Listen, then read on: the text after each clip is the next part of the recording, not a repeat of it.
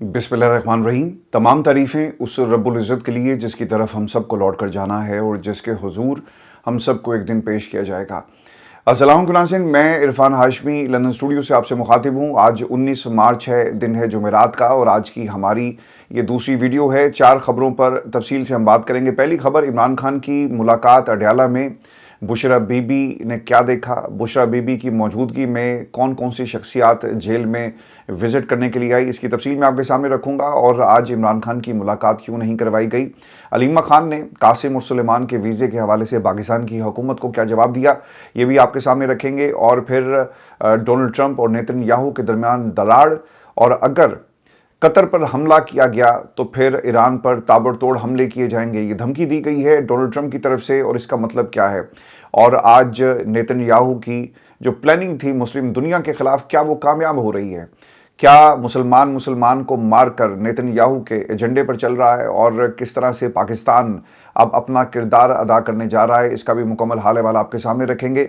और दोस्तों, इसके साथ साथ ईद के बाद इमरान खान की रिहाई की तहरीक के हवाले से भी कुछ अपडेट्स मेरे पास हैं, ये भी मैं आपको बताऊंगा। और रात से अब तक जो ईरान की तरफ से हमले किए गए तल अबीब में और दीगर मुल्कों में, इसकी ताज़ा तरीन सूरत हाल क्या है, इसकी तफसील भी आपके साथ हम शेयर करेंगे।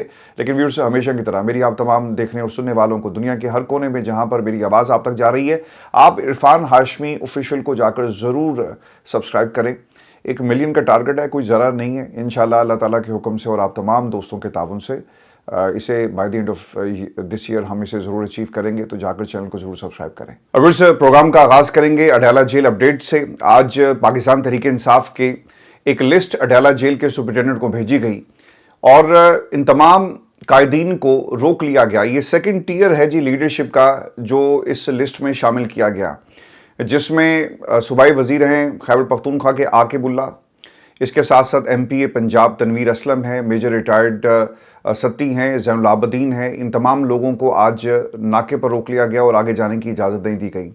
अच्छा, जब मैं इस लिस्ट को देखता हूँ ना, तो एक सवाल यकीनन ज़रूर ज़हन में आता है कि किसी दिन इन लोगों ने ना नाका खोल देना है, और जो गैर मारूफ या वो लोग जिनका पाकिस्तान तहरीक इंसाफ की डिसीजन मेकिंग में कोई किरदार नहीं है, इनको इजाज़त मिल जानी है इमरान खान से मुलाकात की, और फिर इसे एक्सप्लॉइट किया जाएगा कि देखें, हमने तो मुलाकात की इजाज़त दी और जो लिस्ट हमें मुहैया की गई थी वो लोग आए, इमरान खान से मिले और चले गए। ये मुलाकातें बहुत कीमती हैं। आप जानबूझकर एक अपने इस महाज को, अपनी इस चौकी को खाली छोड़ रहे हैं। पाकिस्तान तहरीक इंसाफ को अपनी फर्स्ट ईयर लीडरशिप को, या वो लोग जो डिसीजन मेकिंग के अंदर एक बेहतरीन पोजीशन पर है, उनके नाम देने चाहिए। आपको अल्लामा राजा नासिर अब्बास, जो बार बार आप लोग कहते हैं ना कि फ़ैसला उन्होंने करना है, इन लोगों के नाम इस लिस्ट में क्यों नहीं डाले जाते? और मुझे इससे पहले भी मैंने इस प्लेटफॉर्म पे आपको बताया था कि इन्होंने इससे पहले भी कुछ ऐसे लोगों को इमरान खान के सामने जाकर बिठा दिया था जिनका डिसीजन मेकिंग के अंदर कोई किरदार नहीं। एक वर्कर हो या चेयरमैन हो या पाकिस्तान तहरीक इंसाफ की सेकेंड टीयर लीडरशिप के तमाम लोग सारे काबिल एहतराम हैं, इनकी उतनी अहमियत है जितनी एक वर्कर की है। लेकिन डिसीजन मेकिंग के अंदर फैसले, जिम्मेदारी, जिन लोगों को ये मौका मिलना चाहिए इमरान खान से मुलाकात का, उनके नाम आप इस लिस्ट में डाला करें। ऐसा लगता है कि किसी ने हुज्जत पूरी की है और कहा कि यार मुलाकात तो होनी कोई नहीं है, लिहाजा एक लिस्ट जो है वो हम जारी कर देते हैं। लेकिन खैर, आज ये मुलाकात नहीं करवाई गई। और दोस्तों, इमरान खान की मेडिकल रिपोर्ट के हवाले से जो खबरें अब दोबारा से रिपोर्ट हो रही हैं, कल भी तफसील के साथ मैंने आपको बताया था। अब पता ही चल रहा है जी कि चीफ कमिश्नर इस्लामाबाद की जानिब से तश्कील दिए गए 5 रुकनी डॉक्टर्स के मेडिकल बोर्ड ने अडयाला जेल में इमरान खान की मुतासरा आंख का एक फॉलोअप चेकअप किया है। और इसमें जो इम्पोर्टेंट बात थी कि बुशरा बीबी की मौजूदगी के अंदर ये सारा जो इलाज है, जो चेकअप है, ये करवाया गया, और ताकि अदालतों के सामने ये मुद्दा उठा सकें कि जनाब, जहाँ तक फैमिली का ताल्लुक है, अडयाला जेल में बुशरा बीबी मौजूद हैं, और इमीडिएट फैमिली मेम्बर ये जो बार बार बात करते हैं कि मुलाकात नहीं करवाने दी जाती और बहनों से क्यों नहीं पूछा जाता, ताकि उस नुक्ते को ये एड्रेस कर सके, ये कहकर के बुशरा बीबी की मौजूदगी में उनका फॉलोअप जो है वो चेकअप किया गया। दोस्तों, अडयाला जेल हुकाम के मुताबिक 5 डॉक्टर्स की टीम थी जो जाकर खान साहब को मिली है, और जिन्होंने जो खबर रिपोर्ट की गई है बड़ी इंटरेस्टिंग सिलेक्शन ऑफ वर्ड्स है पाकिस्तान के मीडिया के ऊपर, ज़रा इसे मुलाहिजा करें। डॉक्टर्स के साथ तिब्बी अमला भी मौजूद था। जदीद आलात से लैस एक सरकारी एम्बुलेंस भी अडयाला जेल पहुंची। मेडिकल टीम में माहिरीन अमराज चश्म professor Nadeem Qureshi, doctor Arif Khan, professor Altaf Hussain, professor Akhtar Ali और डॉक्टर अली आरिफ शामिल थे। اب یہ جو الفاظ کا چناؤ ہے نا کہ جدید آلات، بھائی جدید آلات جو ہے نا وہ کسی بھی آلات کے اوپر اور کسی بھی میڈیکل بورڈ کے اوپر پاکستان تحریک انصاف اور پاکستان کی عوام کو کوئی بھروسہ نہیں ہے۔ جن لوگوں نے 4 ماہ مجرمانہ غفلت برتتے ہوئے عمران خان کی آنکھ کا یہ حال کر دیا، ان کے علاج کے اوپر بھی کسی کو یقین نہیں ہے۔ جب تک انڈیپینڈنٹ بورڈ عمران خان کو کسی ہسپتال منتقل نہیں کیا جاتا، اس علاج کو پاکستان کی عوام جو ہے وہ ایکسیپٹ نہیں کرے گی۔ اب اس میں جو ایک اور جو حصہ ہے اس خبر کا وہ بڑا انٹرسٹنگ ہے، اور اس حصے کے اندر کلیم یہ کیا جا رہا ہے کہ 2 مرتبہ پیمز ہسپتال میں بانی پی ٹی آئی کی آنکھ کا ٹریٹمنٹ ہوا۔ ماہرین کے مطابق اب ان کو تیسرا انجیکشن بھی لگنا ہے، لہٰذا تیسرا انجیکشن لگانے سے پہلے ڈاکٹرز ان کی آنکھ میں پیش رفت کا جائزہ لینا چاہتے ہیں۔ میڈیکل ٹیم چیف کمشنر اسلام آباد کی جانب سے عدالتی حکم پر تشکیل دی گئی۔ اسلام آباد ہائی کورٹ نے پی ٹی آئی کی درخواست پر کمشنر اسلام آباد کو حکم دیا تھا کہ وہ میڈیکل بورڈ تشکیل دے اور بانی پی ٹی آئی کی متاثرہ آنکھ کے ٹریٹمنٹ کا بندوبست کرے۔ نہیں سر، ایسا نہیں ہے۔ یہ جو ٹریٹمنٹ کے لیے بورڈ آپ نے تشکیل دیا، یہ آپ کی خواہش تھی اور آپ نے اپنی مرضی کا فیصلہ دے کر، اپنی مرضی کا بورڈ بنا کر اور اپنی مرضی کا ٹائم جو ہے وہ حاصل کیا۔ ایک موقع جو عدالت نے آپ کو فراہم کیا، ہونا یہ چاہیے تھا کہ انڈیپینڈنٹ بورڈ کی درخواست تھی، اس کو منظور کر لیا جاتا۔ پاکستان کے اندر سر آپ کو 1001 ایسے پریسیڈنٹ ملیں گے۔ جب زرداری صاحب بیمار ہوئے تو ان کو ان کی مرضی کے بنگلے میں رکھا گیا، ان کو ان کی مرضی کی جو مشقتی تھے وہ دیے گئے، اور ان میں ان مشقتیوں کا خوبصورت ہونا بھی شامل تھا۔ یہ I'm really sorry کہ مجھے یہ الفاظ کہنے پڑ رہے ہیں، لیکن یہ وہ حقیقتیں ہیں جسے پاکستان پیپلز پارٹی نے کبھی بھی چیلنج نہیں کیا کہ یہ جھوٹ بول رہے ہیں۔ یہ جو خبریں پھیلائی جا رہی ہیں اس میں کوئی حقیقت نہیں ہے کہ کسی سٹیج ایکٹریس کو، فلم سٹار کو صدر صاحب کی خدمت کے لیے بک کیا گیا ہو۔ اسے کبھی چیلنج کسی نے نہیں کیا، اور یہ وہ حقیقتیں ہیں جو اس قوم کو یہاں پر لا کر اس نے کھڑا کر دیا۔ جب آپ کے لیڈرز ایسے ہوں گے وہاں پر سر صرف نیو نارم یہ ہوگا کہ ظلم ہو رہا ہے آنکھیں بند کر لو، کوئی ظلم کر رہا ہے خاموشی اختیار کرو۔ ظلم ہو رہا ہے بھئی ہمارے پہ تو نہیں ہو رہا نا، جب ہمارے پہ ہوگا تو ہم اپنی آواز خود بلند کر لیں گے اور واویلا مچائیں گے اور دنیا کو بتائیں گے کہ دیکھو کتنا ظلم ہو گیا۔ تو یہ جو ہمارے ارد گرد مثالیں ہیں اس کی وجہ یہ حکمران ہیں، جہاں سے یہ پریسیڈنٹ سیٹ کیے جاتے ہیں اور نچلی سطح تک عوام جب یہ دیکھتی ہے تو اسے نیو نارم سمجھ کر خاموشی اختیار کر لیتی ہے۔ دوستو آج میں ایک ٹویٹ دیکھ رہا تھا، یہ شفا یوسفزئی کی ٹویٹ تھی، اور آپ اگر ایران کی قیادت کو دیکھیں، جن لوگوں کو شہید کر دیا گیا ان کا سی وی اٹھا کر دیکھیں، اگر آپ ان کی قابلیت کو اٹھا کر دیکھیں، اگر آپ ان کی جستجو کو اٹھا کر دیکھیں اور ان کی سٹرگل جو انہوں نے اوور دا ایئرز کی ہے، آپ کو صرف وہاں پہ علم ہی ملے گا۔ آپ کو یہ علم کا گہوارہ نظر آئیں گے، یہ آپ کو قرآن و سنت کے ساتھ ان کا ایک تعلق نظر آئے گا۔ کسی کا کوئی سکینڈل نہیں نکلا، کوئی ایان علی آپ کو نظر نہیں آئے گی، کہیں پر کوئی آپ کو ایسی کہانی نہیں ملے گی کہ کسی ملک کے وزیر اعظم نے کسی صحافی سے اس کا ٹیلی فون نمبر مانگا، کون سا فون پسند ہے، یہ کس سے آپ کو کبھی نہیں سننے کو ملیں گے۔ کسی کی کوئی جدادیں آپ کو دنیا کے کسی کونے میں نہیں ملیں گی۔ آپ کو کسی کے ایون فیلڈ اپارٹمنٹس کی کہانیاں سننے کو نہیں ملیں گی، کسی کے بچے کی شادی پر کتنا پیسہ خرچ ہوا آپ کو یہ کبھی بھی روایات نظر نہیں آئیں گی، اور کون کس کا جہاز لے کر کس ملک میں گیا، یہ کہانیاں صرف کہانیاں ہیں۔ اور پاکستان کے اندر تو یہ آپ کو مثالیں ملتی ہیں، لیکن آپ کو اس ملک کے اندر کبھی کسی بھی شخصیت کے ساتھ یہ تمام چیزیں اٹیچ ہوتی ہوئی، یا کم از کم ان کے مخالفین تو ہوں گے نا، مخالفین تو کم از کم پروپیگنڈا کر سکتے ہیں، مخالفین کے پاس بھی کچھ نہیں ہے کہ یار نکالیں تو نکالیں کیا۔ آج شفا کی میں ایک ٹویٹ دیکھ رہا تھا اور شفا نے لکھا کہ the next to take the charge after Ali Larijani is reportedly Saeed Jalili, the living martyr, a hardliner, Khomeini's loyalist, lost part of his leg in Iran-Iraq war, thus the name living martyr named as one of the most influential people in the Muslim world. اور ان کا نام جو ہے دنیا میں جو سب سے جو انفلوئنشل مسلمانوں کی لسٹ میں ان کا نام بھی شامل تھا، یہ بھی انہوں نے اس کو لکھا ہے۔ پھر انہوں نے ایک اور بات لکھی، یہ بڑی امپورٹنٹ ہے، سنیں ذرا، یہ میں آپ کو کیوں ایگزامپلز دیتا ہوں۔ اور دوستو یہ کوئی نفرت پھیلانے کے لیے نہیں ہے، بلکہ آپ کو اس مقصد کے ساتھ جس سے آپ دور ہو گئے اس مقصد کے ساتھ جوڑنا ہی ہمارا مقصد ہے۔ آپ ذرا غور کریں، P H D in political science یہ ان کی قابلیت تھی۔ ٹاٹ پروفٹس ڈپلومیسی ایٹ امام صادق یونیورسٹی، نبی کریم صلی اللہ علیہ وآلہ وسلم کی ڈپلومیسی کی بات ہو رہی ہے کہ آپ نے اسلام کے ان پہلوؤں کا مطالعہ کیا جو نبی کریم صلی اللہ علیہ وآلہ وسلم کی بطور حکمران، بطور سپہ سالار، بطور ایک ایسے مبلغ جو دنیا کو پتہ چلنی چاہیے، اور جس طرح سے آپ نے دنیا کو کانکر کیا، یہ آپ کے اسوہ حسنہ کا ایک بہترین طریقہ ہے جس کو انہوں نے نہ صرف مطالعہ کیا بلکہ یہ پڑھاتے بھی تھے۔ آپ اٹھا کر دیکھ لیں، پاکستان کے اندر کوئی یونیورسٹی بنا دینا تو پہلا مقصد یہ ہوتا ہے کہ یار پیسے کتنے بنیں گے۔ آج میں پاکستان میں کچھ معلومات حاصل کر رہا تھا گورنمنٹ کالج یونیورسٹی اور former Christian college F C college Lahore کی 2 ہی کالجز تھے پاکستان میں.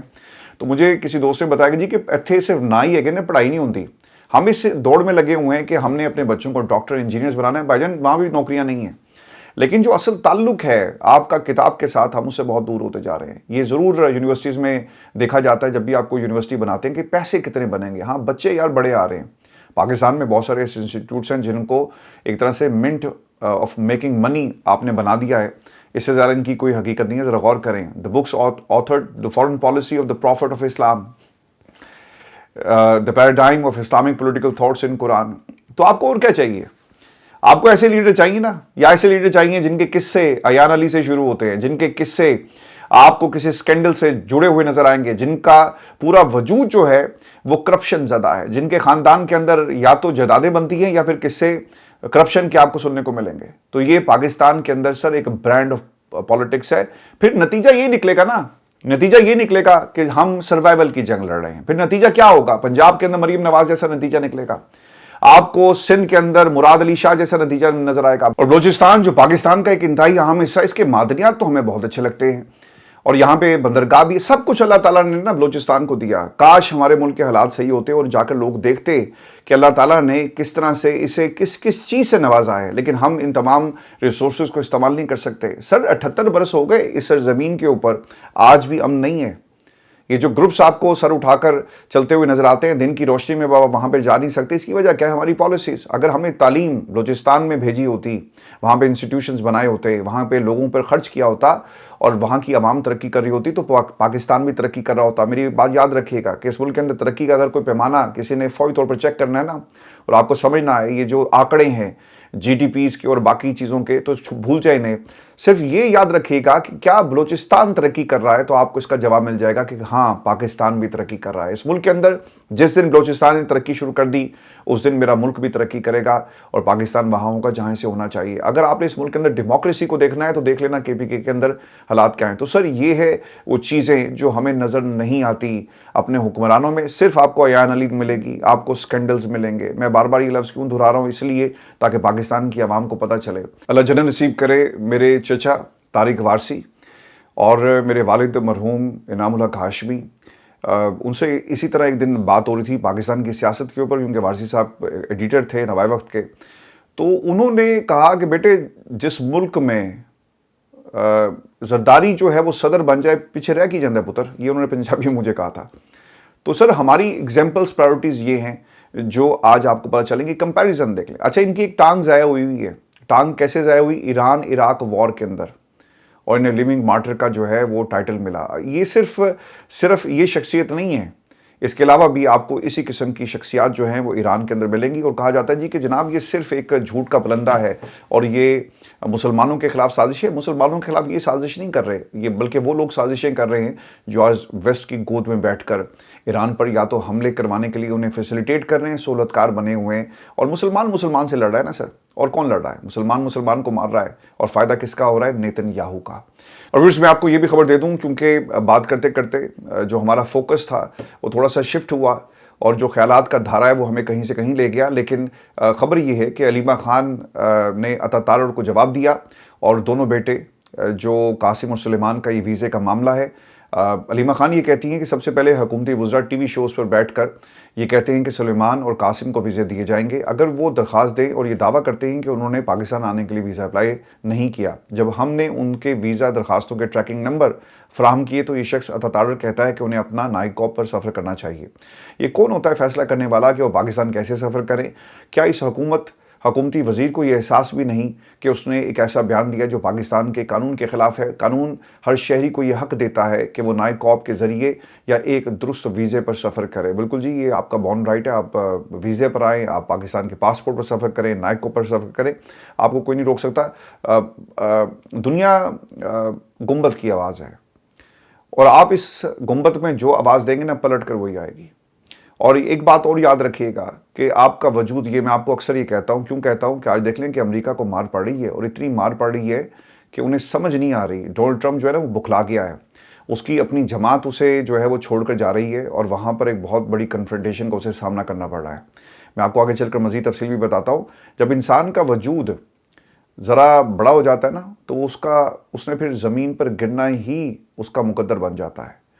آپ کھانا شروع کر دیں، آپ کا وجود بڑھے گا، پھر آپ اٹھ نہیں سکیں گے، بیٹھ نہیں سکیں گے. ایک ٹائم آئے گا کہ آپ لیٹے ہوں گے تو آپ کو اٹھانا پڑے گا سہارے کے ساتھ. تو اس وقت امریکہ کا بھی سر یہی حال ہے اور ان لوگوں کا بھی یہی حال ہوگا. اور یاد رکھیے گا کہ آج جو یہ ظلم عمران خان اور ان کے خاندان کے اوپر کر رہے ہیں، انہیں اس سے بڑی قیمت ادا کرنی پڑے گی اور یہ تاریخ کبھی ان کو معاف نہیں کرے گی. اور صاحب آپ کو ایران امریکہ اسرائیل جنگ کے حوالے سے میں آپ کو یہ اپڈیٹ دے دوں. آپریشن وعدہ صادق 4 پورے زور و شور سے جاری ہے. ایران جوابی کارروائی کر رہا ہے اور ان کی ایک جو گیس فیلڈ تھی جب اس کے اوپر حملہ کیا گیا اور سول جو ٹارگٹس ہیں ان کو نشانہ بنایا گیا تو اس کے بعد ایران نے یہ جوابی کارروائی کی ہے ان تمام ممالک کے خلاف جو اس وقت بیسس جو ہے وہ پرووائڈ کر رہے ہیں اس حملے کے لیے. دیکھیں یہ خبر جو ہے نا رپورٹ کرنا اتنا آسان نہیں ہے. ہر درد دل رکھنے والا اور نبی کریم صلی اللہ علیہ وآلہ وسلم کا جو امتی ہے نا آج بڑی تکلیف میں ہے جب یہ خبریں رپورٹ کی جاتی ہیں. اور آپ کو میں یہ بتاتا ہوں کہ جناب آج ایران نے سعودی عرب پر حملہ کیا اور قطر نے ایران پر حملہ کیا اور پھر ایران نے جوابی کارروائی کی. یہ فائدہ کس کا ہو رہا ہے؟ یہ نیتن یاہو کا فائدہ ہو رہا ہے. اور یہ جو میں آپ کو پچھلے کچھ دنوں سے بات مسلسل آپ سے کر رہا تھا نا کہ ایک پرمنٹ فیچر بنا دیا جائے گا اس خطے کو جنگ کے لیے اور فائدہ ہوگا نیتن یاہو کا. وہ کام جو نیتن یاہو نہیں کر سکا ڈائریکٹ حملہ کرنے کا، انہوں نے آپس میں لڑائی شروع کروا دی ان کی اور ایک دوسرے پر بھی تابڑ توڑ حملے کیے جا رہے ہیں.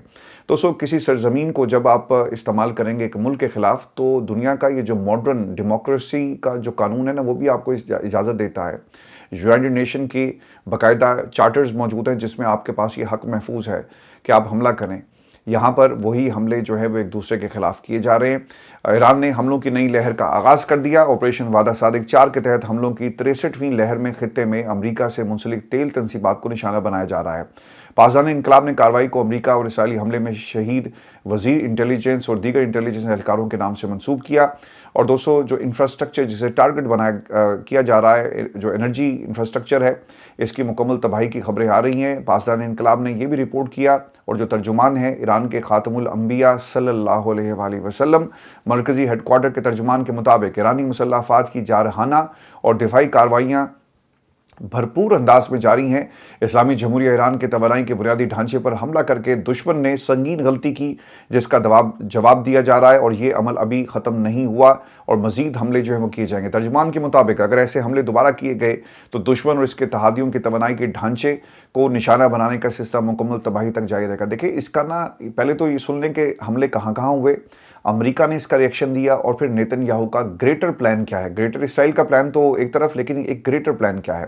اور دوستو جو پہلا حملہ ہوا ہے وہ سعودی ریفائنری کے اوپر ہوا اور وزارت دفاع نے اس کو باقاعدہ رپورٹ بھی کیا اور یہ بھی بتایا جاتا ہے کہ یہ ریفائننگ کمپنی کی جو ملکیت ہے امریکی کمپنی ہے ایکسن موبل کی ایک ذیلی کمپنی ہے، اس لیے اس کو ٹارگٹ کیا گیا. یعنی ایک طرح سے اسٹریٹجک اثاثہ تھا امریکہ کا جسے اس حملے میں نشانہ بنایا گیا. آپ کی انویسٹمنٹ ہے اور امریکہ نے مڈل ایسٹ کے اندر ٹریلینز آف ڈالر کی انویسٹمنٹ کی ہے. اس میں سے ایک یہ بھی انویسٹمنٹ تھی جسے ایران کی طرف سے ٹارگٹ کیا گیا. دوسری ریفائنری جس کے اوپر حملہ ہوا ہے وہ ہے کویت کی. ایرانی سرکاری میڈیا کے مطابق ڈرون حملے کے بعد کویت کی ایک آئل ریفائنری میں آگ بھڑک اٹھی اور کویت پیٹرولیم کارپوریشن کے مطابق مینا الاحمدی ریفائنری میں کوئی جانی نقصان نہیں ہوا اور محدود نوعیت کی آگ پر قابو پا لیا گیا اور یہ رپورٹ کیا جا رہا ہے کویت کے حوالے سے. اب آ جاتے ہیں جو نیتن یاہو اور پھر ڈونلڈ ٹرمپ کے درمیان ایک دراڑ اس وقت جاری ہے اور پھر دوسری طرف جو ڈونلڈ ٹرمپ نے باقاعدہ طور پر اعلان کیا کہ اگر دوبارہ سے قطر پر حملے کیے گئے تو پھر بھرپور طریقے سے جواب دیا جائے گا. دوستو اس سے پہلے جو امپورٹنٹ چیز ہے وہ نیتن یاہو اور ڈونلڈ ٹرمپ کے درمیان لڑائی. ٹروتھ سوشل کے اوپر ایک بیان ڈونلڈ ٹرمپ کی طرف سے جاری کیا جاتا ہے جس میں وہ یہ کہتے ہیں کہ ساؤتھ پارس گیس فیلڈ پر اسرائیلی حملے کو امریکہ مکمل طور پہ لائل تھا. یعنی آپ نے جنگ کا آغاز کر دیا اور آپ دونوں ایک سب سے مضبوط اتحادی ہیں، ایک دوسرے کے ساتھ کھڑے ہیں، جنگ کے اندر چلے گئے اور آپ کا اسٹریٹجک ایسٹ جو ہے وہ امریکہ کا ہے اور امریکہ کا آپ کا ہے اور آپ ایک دوسرے کو انٹیلیجنس انفارمیشن بھی ایک دوسرے کے ساتھ شیئر کر رہے ہیں. لیکن ہوتا کیا ہے کہ کویت پر حملہ کیا گیا، ایران پر حملہ کر دیا گیا اور آپ کو پتہ نہیں تھا. اس سے پہلے بھی انہوں نے یہ کہا تھا کہ جو آپ نے قطر کے اوپر حملہ کیا ہے ہمیں نہیں بتایا گیا اور آج دوبارہ ایران کے اوپر حملہ کیا گیا. وہ کہتے ہیں کہ یہ سانو نہیں دسیا اور یہ حملہ خود ہی کر رہے ہیں. اب اس سے ایک چیز یہ پتہ چلتی ہے کہ ڈونلڈ ٹرمپ پچھتا رہے ہیں. डोनाल्ड ट्रंप को अब ये एहसास हो रहा है कि यार मुझे निकलना है, मैंने नेतन्याहू के नाम पर तो अमेरिका में वोट हासिल नहीं करना। रिपब्लिकन्स जो हैं वो धंसते चले जा रहे हैं दलदल के अंदर। इस दलदल से रिपब्लिकन्स को कैसे निकालना है? मैं तो चला जाऊंगा, मिड टर्म इलेक्शन भी शायद मैं जीत जाऊं, लेकिन रिपब्लिकन्स ये सोच रहे हैं कि डोनाल्ड ट्रंप के जाने के बाद उनका मुस्तकबिल क्या होगा। मैंने आपको इससे पहले भी बताया था कि लेबर गवर्नमेंट को सर कई साल लग गए दोबारा इक़्तिदार में आने के लिए इराक वॉर के बाद, और आज उनकी पोजीशन ये है कि वो क्या कर रहे हैं, कभी वो जंग में जाते हैं, कभी नहीं जाते, कभी वो कहते हैं कि हम हिस्सा हैं, कभी नहीं है। और यहाँ पर अब जो खबरें लीक करवाई गई और जो सीक्रेट मेमोज थे उसके ऊपर इन्वेस्टिगेशन हो रही है कि यार हमने तो बड़ी खामोशी और राजदारी से इस पूरी जंग के अंदर हमले किए और अमेरिका का साथ दिया। ये खबरें दे कौन रहा है मीडिया को? और आप इस वक्त एक ऐसी पोजीशन में जहाँ पे आप फैसला नहीं कर पा रहे, और रिपब्लिकन्स भी यही सोच रहे हैं कि यार अगली दफ़ा भी तो इलेक्शन लड़ना है, उसके बाद भी हमने इलेक्शन लड़ना है। तो अगर हमें आज जितनी मार पड़ रही है नेतन्याहू की वजह से, तो किस तरह से एक सेफ एग्जिट हासिल किया जाए, तो ये उस सिलसिले की कड़ी है। ईरान को खबरदार कर दिया है कि ईरान ने कतर पर हमला किया तो अमेरिका पारस गैस फील्ड को तबाह कर देगा, और ऐसा हमला किया जाएगा जिसकी शिद्दत ईरान ने पहले कभी नहीं देखी होगी। कहा कतर की LNG तनसीबात पर हमले बिला जवाज़ और गैर मुनसिफाना थे, और अगर दोबारा ऐसा हुआ तो ख़तरनाक हद तक जाने से गुरेज नहीं करेंगे, यानी सब कुछ करेंगे। आपने शहादत, जो आयतुल्लाह खामनाई की शहादत, आपने उनके 12 से 13 कमांडर्स की शहादत, आपने तकरीबन कोई 3000 के करीब जो ईरानी हैं वो शहीद हो चुके हैं, हज़ारों की तादाद में ज़ख्मी हैं, आपने सिविल स्ट्रक्चर को टारगेट किया, आपने दुनिया की इकोनॉमी को तबाह कर दिया, और आपका नेटो का इत्तेहाद जो टूटने वाला है, आपको धमकी अब दी जा रही है बरतानिया की तरफ से कि अगर तुमने एग्जिट किया तो फिर हम आपके साथ तमाम जो दिफाई हमारे मुआहदे हैं उसको हम ख़त्म कर देंगे। तो दुनिया किस तरफ जा रही है, सब कुछ आप लोगों ने कर लिया, अभी भी कोई तबाही जो है वो रहती है जिसको करना बाकी है। और डोनाल्ड ट्रंप ऑब्वियसली एक सेफ एग्जिट चाहते हैं इस पूरी जंग से। ट्रंप के पास कोई हल क्या मौजूद है या नहीं? साबिक व्हाइट हाउस के तवानाई के मुशीर हैं जी बॉब मैकेनले, उन्होंने खबरदार किया कि आबदाए हुर्मुज़ को की तवील बंदिश का कोई मौसर पॉलिसी हल हमारे पास मौजूद नहीं है। सदर ट्रंप के पास ऑप्शन बहुत ही महदूद हैं, और कहा कि आबदाए हुर्मुज़ की तवील बंदिश का कोई मौसर पॉलिसी हल ना होने के बराबर है, जिनमें ज़्यादातर या तो अलामती हैं या गैर मौसर, जबकि कुछ फैसले नुकसानदेह भी साबित हो सकते हैं। ये ट्रंप के जो मुशीर हैं, साबिक मुशीर वाइट हाउस के, वो ये बातें बता रहे हैं। फिर दूसरी चीज़, डोनाल्ड ट्रंप ने एक तो जी चीन का दौरा मुलतवी कर दिया है, 31 से 2 मार्च तक ये करना था। और अब एक और ख़बर ये आ रही है कि पेंटागन ने मज़ीद बजट मांग लिया है। अमेरिकी मीडिया ने ट्रंप इंतजामिया के सीनियर रुकन के हवाले से खबर दी कि पेंटागन की जानिब से $200 अरब से ज़ायद बजट की दरख्वास्त वाइट हाउस की तरफ से मौसूल हुई है। इजाफी फंड्स की ज़रूरियात ईरान जंग के बढ़ते अखराजात के बाइस पेश आई।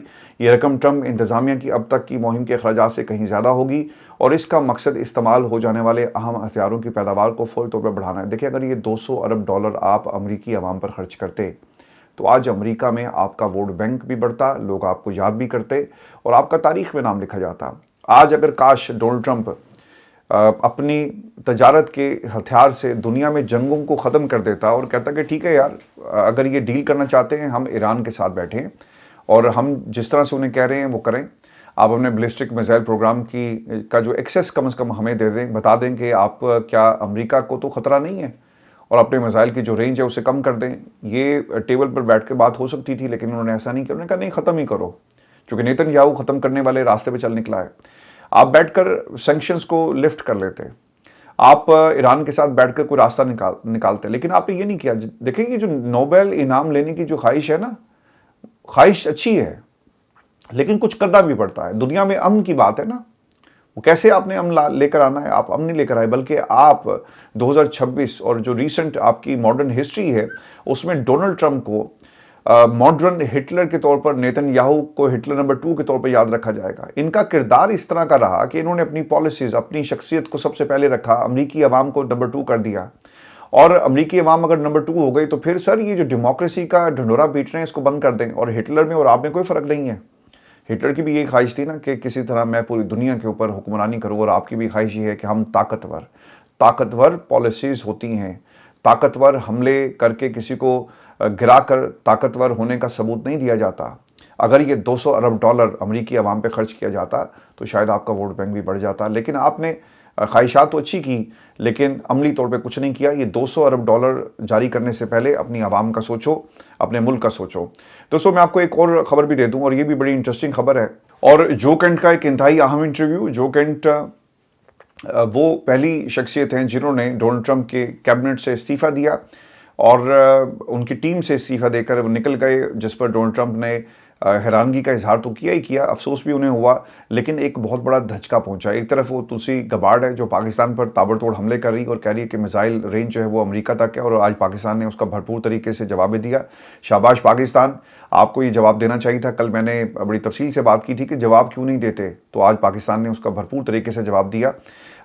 جو کینٹ کا انتہائی اہم انٹرویو, یہ کہتے ہیں کہ حال ہی میں امریکہ کی نیشنل کاؤنٹر ٹیررزم ایجنسی استعفیٰ دینے والے جو کینٹ نے اپنے انٹرویو میں بتایا کہ علی لاریجانی امن مذاکرات کر رہے تھے لیکن انہیں قتل کر دیا گیا.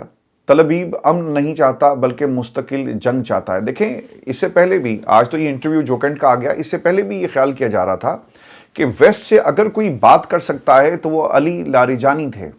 ان کی ایک اپروچ تھی ویسٹرن لوگوں کے ساتھ مل کر بات کرنے کی, اور ان کی ایک حیثیت تھی. اب آپ کو ایران میں ایک ایسی قیادت کا سامنا ہے جو سارے ہارڈ لائنرز ہیں اور جو شہادت کو اولین ترجیح دیتے ہیں, اور وہ ویسٹ کے ساتھ برابری کی بنیاد پر بھی بات کرنے کے لیے تیار نہیں ہیں. تو آپ کا مقابلہ اب ایک ایسی قیادت کے ساتھ ہے. اگر آپ اس انٹرویو کے باقی حصے کو سنیں اور پڑھیں تو سمجھ یہ آتی ہے کہ لب لباب یہی تھا کہ ہارڈ لائنرز کے ساتھ جب آپ کا مقابلہ ہوگا تو پھر نیتن یاہو سے بات نہیں ہو سکتی. امریکہ اس میں بطور ہتھیار استعمال ہو رہا ہے. ایران پر حملے کی کارروائی کا فیصلہ دراصل اسرائیل نے آگے بڑھ کر کروایا, حالانکہ ہمیں معلوم تھا کہ اس کے بعد واقعات کا ایک سلسلہ شروع ہو جائے گا, چونکہ ایران یقیناً جوابی رد عمل دے گا. میں آپ کو ایک چھوٹا سا ان کا جو انٹرنل سٹرکچر ہوتا ہے وہ میں آپ کے ساتھ شیئر کر دیتا ہوں.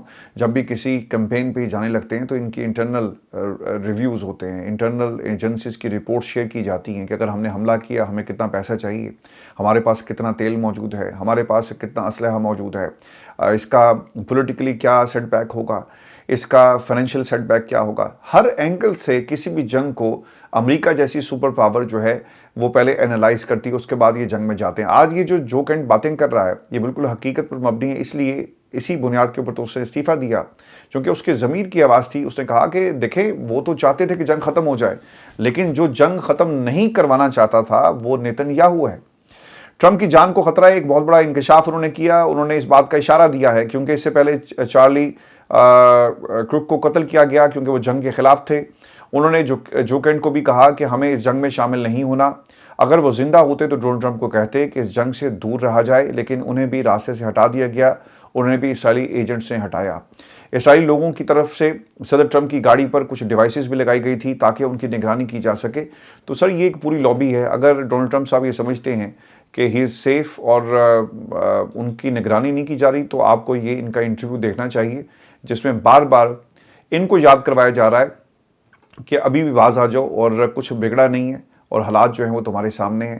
اور صاحب کو یہ خبر دیں کہ اسرائیلی فوجیوں نے اب ڈیوٹی کرنے سے انکار کر دیا, اور خبر یہ ہے کہ اسرائیلی فوج کے لیے بنکرز کی کمی کے باعث بعض اہلکاروں نے ڈیوٹی انجام دینے سے انکار کر دیا. فوج کے رضاکار اہلکاروں نے راکٹ اور میزائل حملوں سے ناکافی تحفظ پر تشویش کا اظہار کرتے ہوئے پوسٹنگ پر رپورٹ کرنے سے انکار کیا.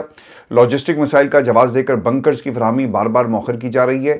ایک اسرائیلی فوجی نے صورتحال کو خطرناک قرار دیتے ہوئے کہا کہ جب سائرن بجتا ہے تو ہم ہیلمٹ پہن کر سے دعا کرتے ہیں. اہلکاروں نے طنزیہ انداز میں کہا کہ جو فوج 2000 کلومیٹر دور اہداف کو نشانہ بنا سکتی ہے, کیا وہ اپنے سپاہیوں کو ایک بنکر فراہم نہیں کر سکتی؟